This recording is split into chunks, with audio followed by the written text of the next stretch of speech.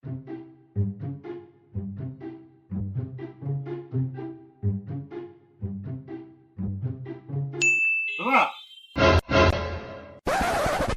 ভালো আছেন? শোনা গো আমার শালা কার মুখটা দেখে আজ সকালে উঠছিলাম। বৌদি কি এসেছে? अबे साले আমরা আছেন বৌদির হলে বুঝছেন, বাইরে যে শীত পড়ছে, নেহাতি অফিস আছে দেখা বাড়ি আইছি, নাইলে আজকে কেউ আমার এই ল্যাপ কম্বল থেকে বাইর করতে পারে না। যাই শীত আমরা আছেন বৌদি বৌদি রাহেন তো আপনার বৌদি। কিছু বলছেন দাদা? এই শীতের মধ্যেই তো কষা মাংস দিয়ে পিঠা খাওয়ার মজাই আলাদা, সেজন্যই তো বৌদিকে খুঁজছি। কি যে বলছেন দাদা, আপনি তো খালি টেনশন করতেছেন। আপনি টেনশন নিয়েন না, বৌদি যখন আসবে সবার আগে আপনাকে ফোন দিব আর দাওয়াত অবশ্যই দিব। আপনি টেনশন নিয়েন না দাদা। দাদা বৌদি যেহেতু আসছেই না, একটা কাজ করলে কেমন হয়?